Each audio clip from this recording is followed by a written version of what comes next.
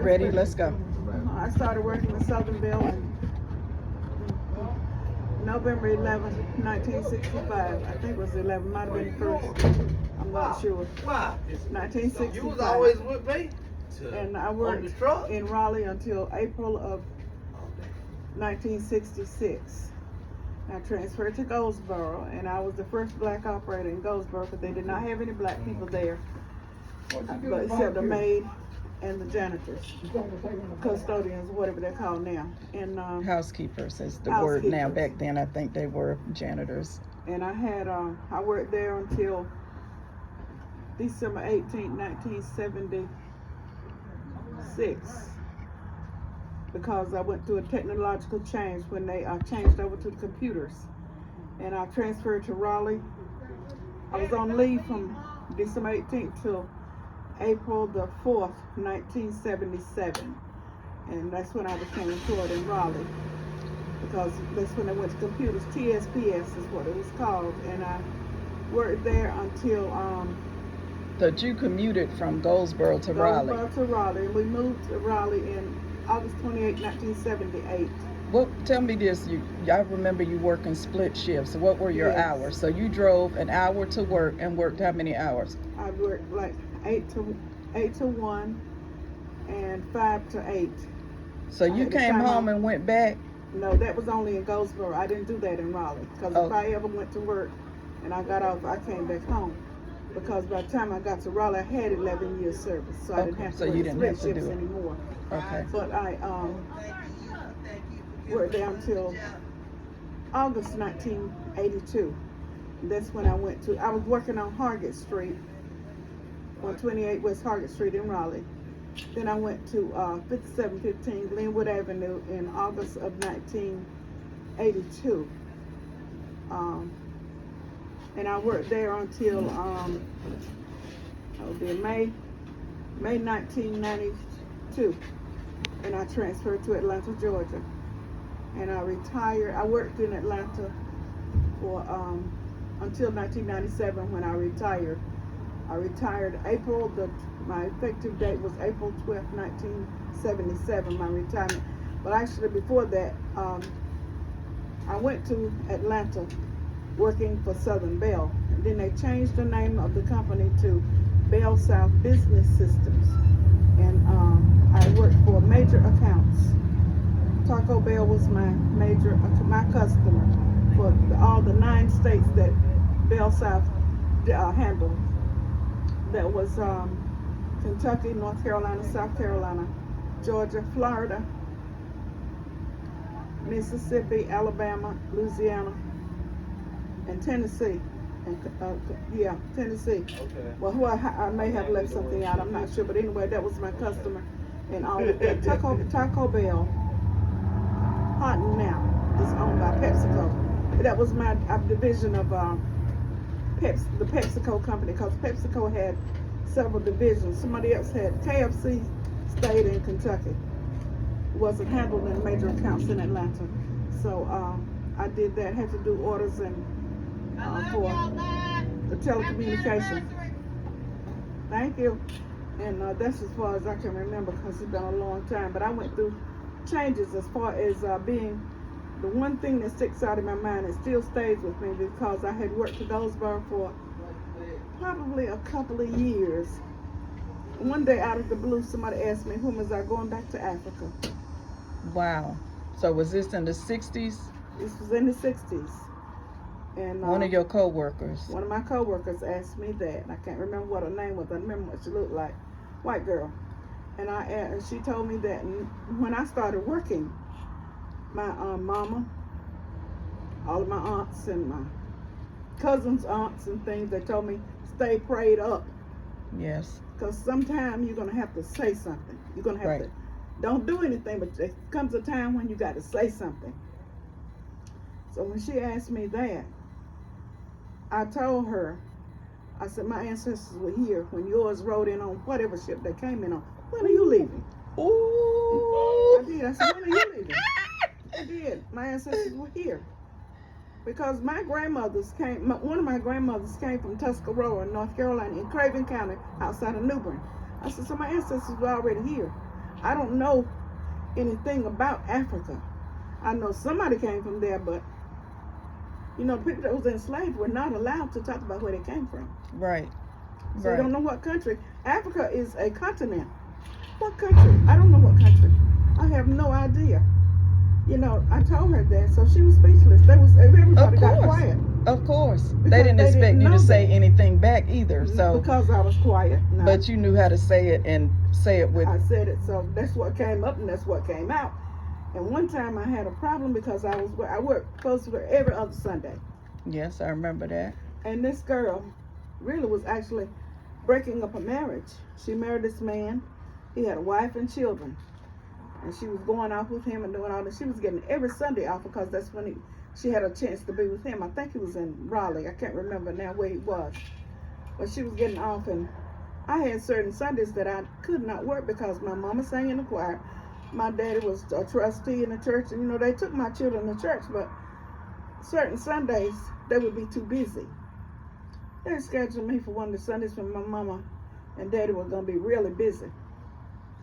So I went and talked to the clerk, and I told her I can't work that Sunday. I don't understand why you scheduled me 2 Sundays straight. Well, she said, we try to be fair. I said, it's not fair. How is that fair? I said, it's not fair when you are dealing with someone who's fornicating with somebody else's husband. He's committing adultery. And I said, I'm trying to go to church. I said, I don't see that as being fair. She heard and changed my schedule. Well, that's good. She was a Sunday school teacher, so she knew I was ready. And you taught them how to respect you. Yeah. You didn't give them a choice. No. Because no. you did your job. I respected them, but other thing too, I remember this clerk gave me someone else's check. Oh, wow. It was another girl. She was from Goldsboro too. She had transferred from New York. But I went and got the girl's check, and I was rushing because I had to do something. I was off that day. I rushed and got the check, signed the check, went to the bank, and the lady said, "This is not your check." Yeah. I said, "What do you mean?" And I looked at the check, and I had already signed someone else's check. So I go back over there, and she told me, she said, "Y'all look alike." Wow. And I told her, I said, "This is not my check. I'd already signed it now." Right. So I told the other girl, met her, she said, "I wish you had kept it." And pretend, I said, "But I needed my check because I had to pay a bill or do something." She said, "But I wish you had," she said, "because they shouldn't have done that." I said, "I'm sorry, I put my name on your check." Right. I was really flabbergasted. She said, "All of y'all look alike." And we didn't.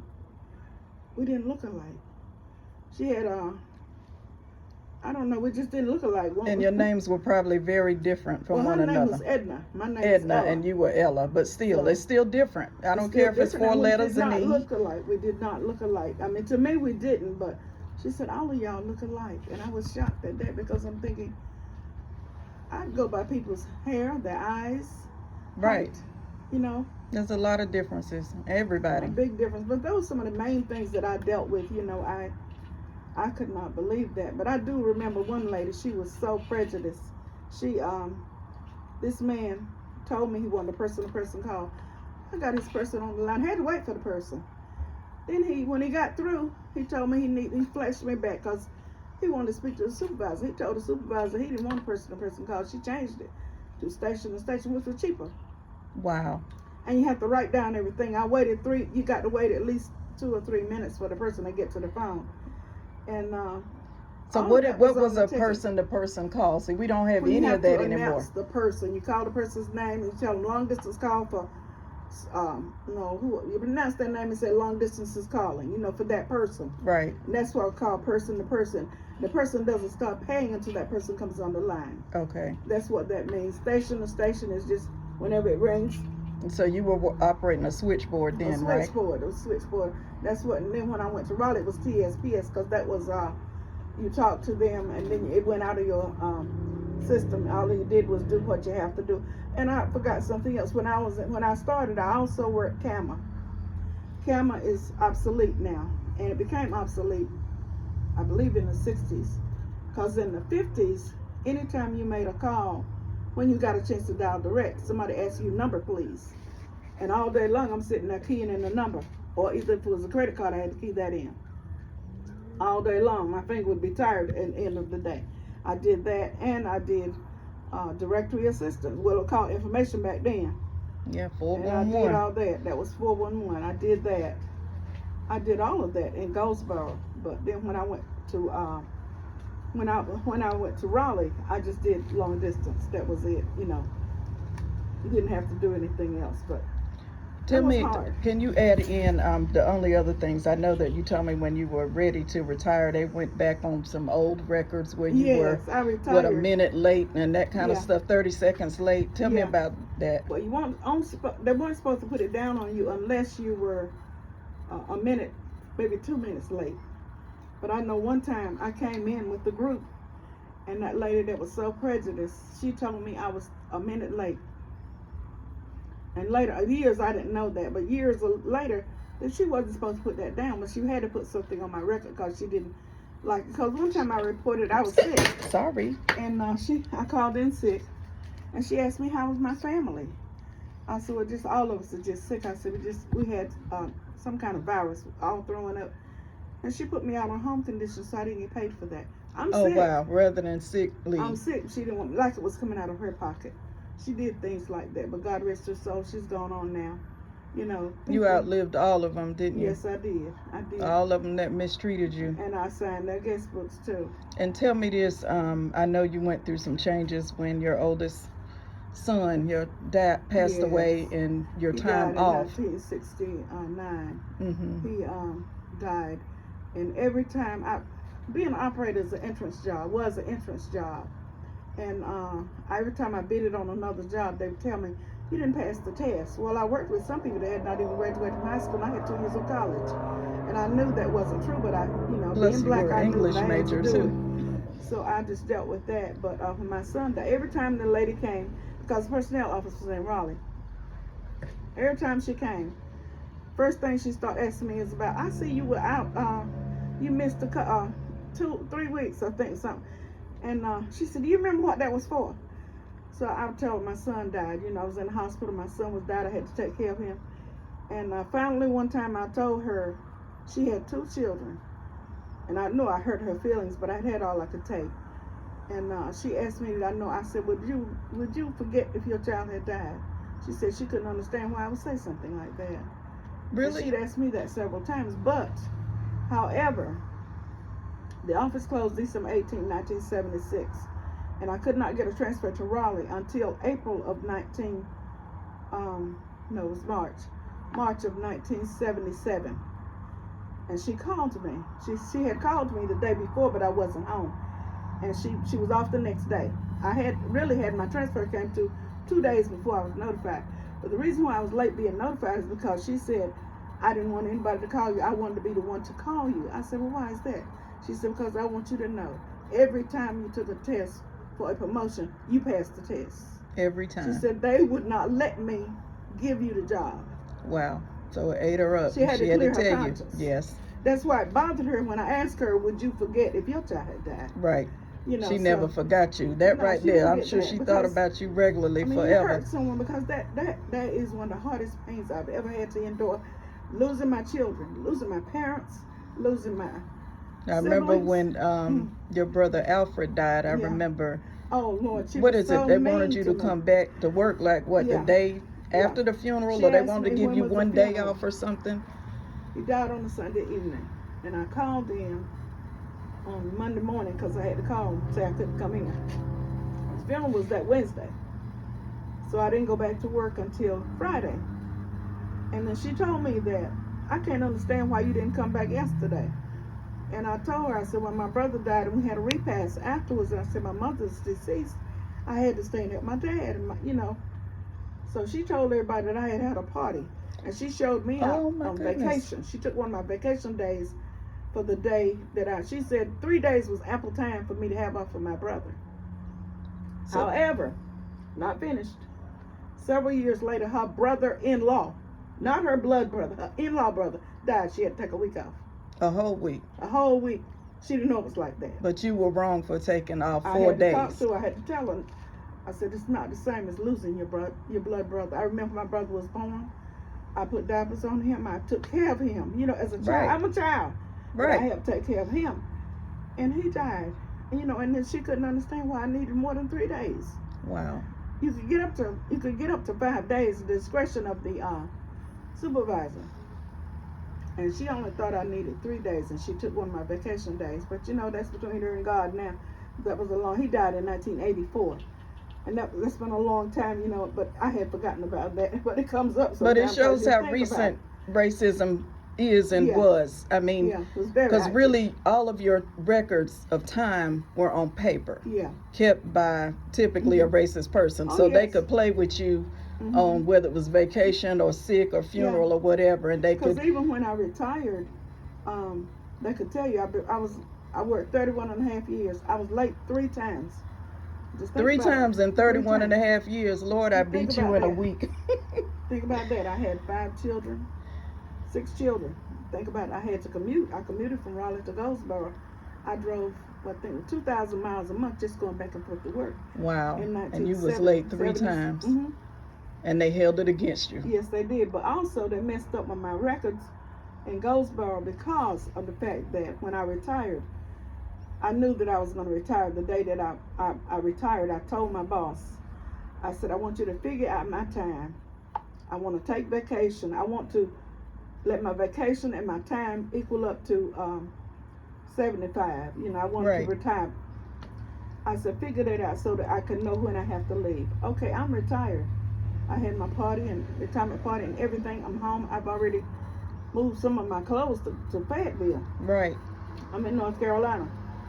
Then the woman calls me from the personnel office and she said, you're like in 2 weeks, you're going to lose $400 in your retirement.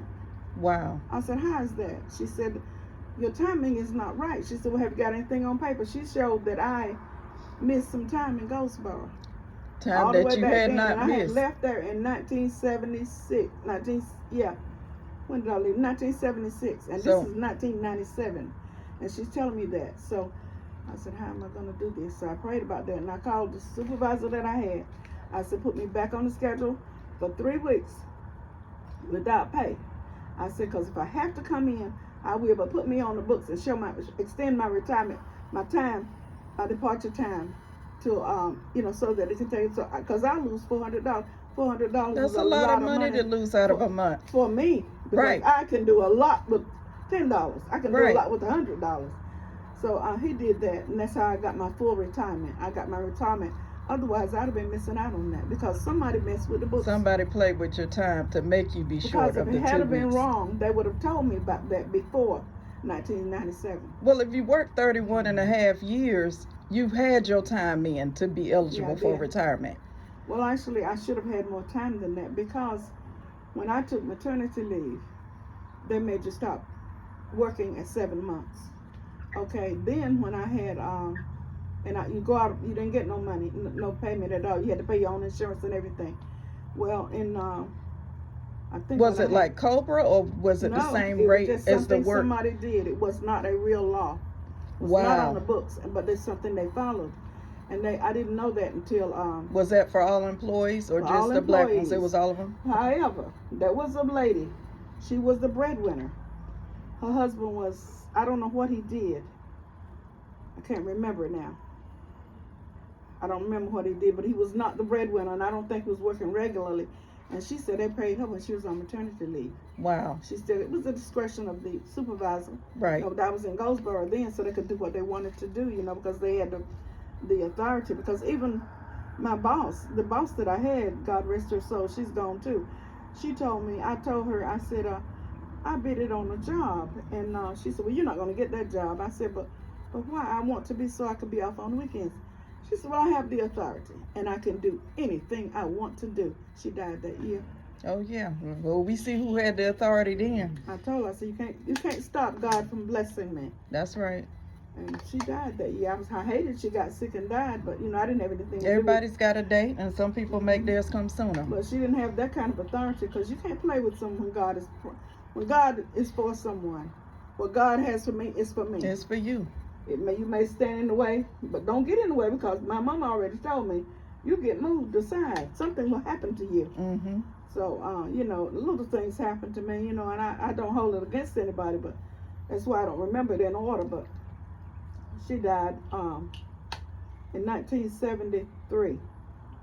My mom died December the 11th, 1972. And I remember I took that day off because the anniversary of my mother's death, anniversary of my child's death, birthdays and things, I took those off work. And I remember somebody called me and told me that she had passed away. She passed away a year after my mother had passed away. Wow. She sure did. She died on December the 11th, the same day, and I was shocked.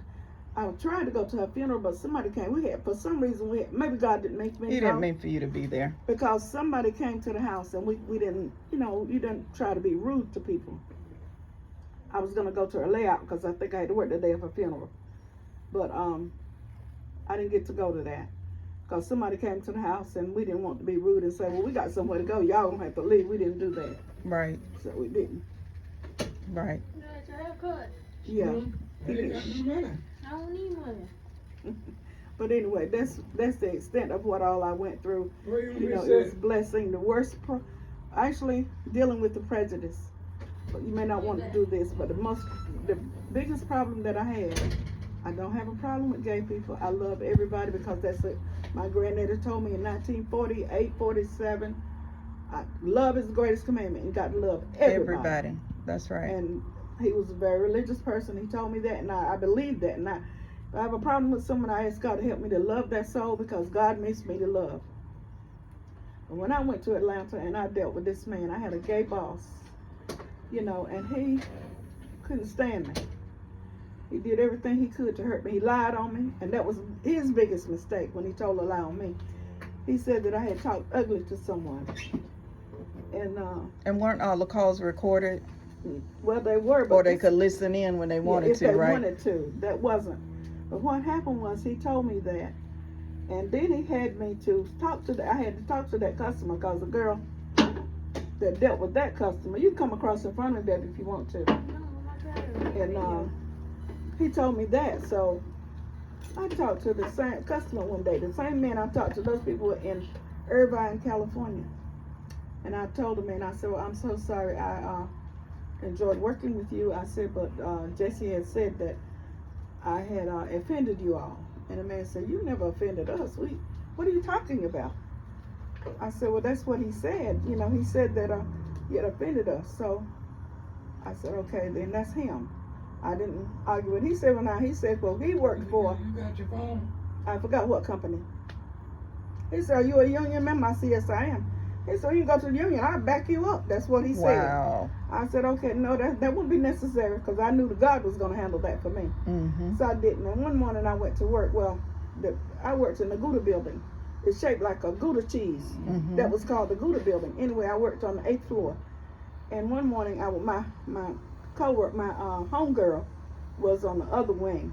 So I went to see her one morning because I went to tell her good morning. I don't know why I went to see her that morning. But I went up to see her and she wasn't at her desk. She hadn't gotten in yet. And someone said to me, you need to go see the boss. Just like that. So I went to see the boss. And I told her, I said, I have been backing up and sometimes I have to talk to the customer that I had that was in Irvine, California. And I said, and I don't feel good about that because Jesse said that I was rude to them and they didn't want to talk to me anymore. But yet he tells me to fill in for someone and talk to these people. I said, and I don't feel good about that. She said, the customer never complained about you. I said, but he said that. I said, and it made me feel bad. I said, because I try to get along with everybody. So, she said, well, okay, she didn't say nothing. So then I go to work and he said, I saw you talking to her this morning. What was y'all talking about? I said, I told her about you. Yes, he did. He was brave. Wow. I said, I told her about you. Well, also read in the newsletter that the time was going to come when we were going to have to evaluate our supervisors. We had a meeting and I was saying, I said, did you read it? He said, oh no, I'll never be evaluated by my peers. What he said. I said, the time is going to come. So we got the evaluation thing. The first time I got it, I didn't do nothing. I just skipped it because I said, Mother said if you can't say anything good, you don't say anything at all. Unless you got reason to. So I skipped it. He didn't change the ways. I told him, I said, I didn't fill it out because of you. Because, your attitude toward me. I couldn't say anything good about you. I told him to his face because, the kind of person that I am. That's what I told him. He said, well, thank you for that. He did not change his ways. So he didn't leave you alone. No. And you granted him mercy. Yeah. He didn't change his ways. So the next time it came out, I filled it out. Pompous, egotistical. I put You put all that in? Yes, I did. I know you did. Not fit to supervise human beings. Exactly what I put down. He had a problem with me because somebody explained it to me. He was the male in the gay relationship. Two men. One is the woman and one is the man, even though they're both born male. I still don't understand it, but they have roles that they play. And because he had told me one day, you look like a Catholic schoolgirl, and I didn't see nothing wrong with that, but I'm a grown woman. We're grown. Right, you were older than him, like old enough to probably be his mother. To me like that, so I ignored it. But he just said little things to me. It was all bad, he's trying to make me feel bad. Oh, I think he wanted me to explode. And I didn't do that because it's not in my nature. And if God hasn't led me to say something or do something, I don't do it. So I let him go. But the next time I filled it out, and I didn't think that had anything to do with it. But he made his own bed. He bought a new house. He had a new car and everything. Doing good. But he got using a company credit card out of order. Company credit card was for, we went to meetings. So we had meetings like in for restaurants lunches and occasional things, dinners and things that are work related only. Yes, and he overused it and he couldn't pay it. So for some reason I was sick. I was home. And one of my coworkers called me. She said, he's in trouble. She cursed and told me. So I said, well, I'm sorry about that. I thought myself, I'm glad I'm not there because I don't want to be blamed for anything. But anyway, they took the card from him. It wasn't long before they fired him. Wow. I don't know if he got fired or whether he had to take, I don't know what they did, or maybe they made him resign. I am not sure, but I wasn't there. And that's how he got out of my life. Please. That's how he got out of my life. And I'm sorry about that, but I'm sure he lost everything. Did he pass away? I dreamed about him one night and he was waving at me. And I feel like you had said something about that at some point. Away I think you told me that. All his little friends and things. I know one of his little friends died with AIDS because he sat over there and cried. I mean, it was, and I'm sorry about that because I've cried over my friends that have died. Right. But he was distraught, and I wondered how close he was to this friend. Right. Right. Maybe he was scared. I don't know. But anyway, that's all I've heard from him. We didn't have a relationship, never would with a person like that. And I don't have a problem with gay people because I get along with people. And I mean, the issue was him as a person. I mean, that's the issue. Yeah, he didn't like me. He was not a good person. No, he was not. And he had no reason to treat me the way he did. But see, he used people. Because he would go out when they went out like to parties and they went to the clubs and stuff, he went with the ladies. Because one of them finally told me after he left, he used them to pick up guys. Wow. And they were going out to meet guys, and they said he was stealing the guys. He won't stealing them. Well, that's the way they wanted to go. Well, they said it was tragic, just tragic. It's not funny. To be honest, though, I would be happy for anybody that Yeah, said it was tragic. If they went that way, let them go ahead, because you don't want nothing that's both bisexual. You know what I'm saying? Because I read that book. One of the girls told me, ladies, she gave me that book, Imitation of Life. I said, well, that's not my genre. I usually don't read these kind of books. And she said, but Miss Ella, I think you should. She said, because young ladies might come to you for advice and you can advise them. So I read the book, and it was about gay men. Well, what are they when they're married with children and they have a lover partner? They meet on their golf course and they do different things together. And the wife doesn't know that he's gay.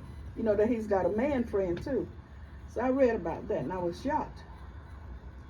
Just so happened he asked me what was I reading, and I told him, I said, I'm reading about the imitation of life. I said, I'm really shocked at that. And I said, I'm shocked. I didn't know that, I don't know about people and how people live. I didn't get into anything about it. So he must have mentioned it to someone, because next thing I know, he was reading the book. He went and bought the book. Wow. And, oh Lord, he just sat over there and he laughed, because some of it was funny to him, but I didn't see anything funny. Wow. Because you're really supposed to be with your wife, but you got to cancel because you're going, telling her you're going to play golf with this one or that one. So it was a down low man. Yeah, that's what it was, down low. Yeah, there's a lot of that, because we were in Atlanta then. Yeah, because a lot of them belong to Eddie Long's church, though. Right. Because he went there. Okay. New Birth. Uh-huh. Well, I had women that were belonged to New Birth. Yeah, there were a lot of people. Yeah, a lot of people belonged there that I worked with, because even there was a lady that I asked her in the beginning about her church. I asked different ones because, I'm in a new place and I want to find. And she said, well, Miss Ella, I don't think you'll like my church as well. She said, but my husband's church is downtown in Atlanta.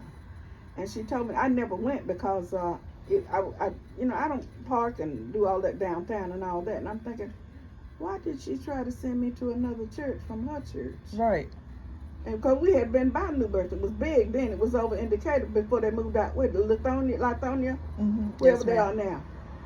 So I said, well, why? Something's not right. But as I observed the different people that went there and interacted, I'm thinking something is not right here, because I had one girl, she said she was a Muslim, but she was going to that church.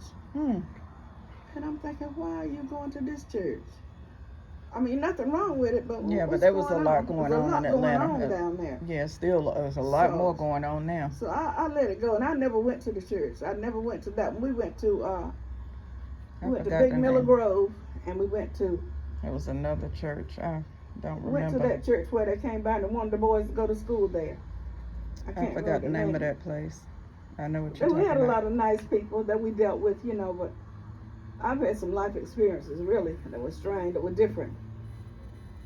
Very different. I'm just shocked, but I know that God has put me in different places so that I could learn, because where I grew up, it was my cousins and my cousin's cousins and my cousin's cousin's cousin. Everybody was related one way or another, because I didn't know who my aunts and uncles were. I mean, I knew them, but my cousins, if they called somebody aunt or uncle, that's what I called them. If my friends called them aunt or uncle, that's what I called them. So I was a teenager before some of the people I learned that really were not my relatives, not a blood relative. They were my relatives because I loved them like aunt and uncle, because they never said to me, I'm not your aunt, you don't call me that. They never said that. They received me as, as a niece, a cousin, whatever. So I came from a neighborhood where everybody loved everybody, except when they centralized the schools. I started to school in the neighborhood. All the neighborhoods had their own schools. And that's where I started school at, 1949. Until they centralized the schools and they shut down all the community schools. And that's when I learned that there's a lot of hatred in this world. It's when I learned that not everybody loves you. Right. And different. That's when I learned about different denominations. Well, I only knew Baptists, Methodists, and Disciples of Christ. That's the churches we went to. And, but actually all the churches we went to were the same. Because denomination has a lot to do with it, but also the people. Because the same people that went to the Methodist church in my neighborhood went to the Baptist church. And the same people that went to the Baptist church went, because we had church once a month. And it was all of them the same. They had a community choir. Go to the bank and get the money. The community choir sang at all the churches, all three of the different churches. I didn't know, but see, I don't know what it was. I don't know the difference, but anyway, just love. That's all I know is God is love, and you got to love everybody, and you got to go to church, and you got to work if you want to have something. And you got to treat people right. That's right. That's right. Okay. It is, but I'm sorry, I didn't mean to add and go on about all of that, but we got your history. We're going to share it to you too for other generations to know. We'll have it forever. I did. But love is the greatest commandment. Don't forget that, because my granddaddy said it. Daddy's daddy, Thomas Smith Sr. Well, actually, his slave name was John Hill. John Headley Hill. I didn't know that. First I've heard of it. Yeah, that's what's his name, because there was a black man that called my daddy Tom Hill. That's why when you saw the rakes and the hoes and stuff, had TH on it.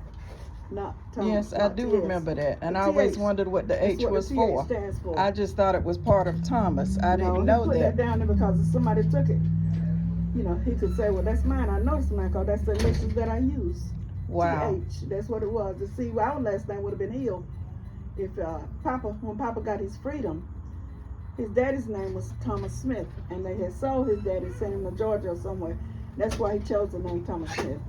But his name was what was his name? Bud, Ned. I forgot what his name. Oh, I have to ask Carolyn. I've forgotten. But the slave master's name was Jacob Hill. That's why I told you about, don't name the child Jacob. But we have a Jacob now. Yeah, we have a Jacob. Oh Lord, and I love Jacob so much. Yes, I do too. I didn't tell you what I did for Jacob. Jacob's birthday came January. Okay, hold on. Let me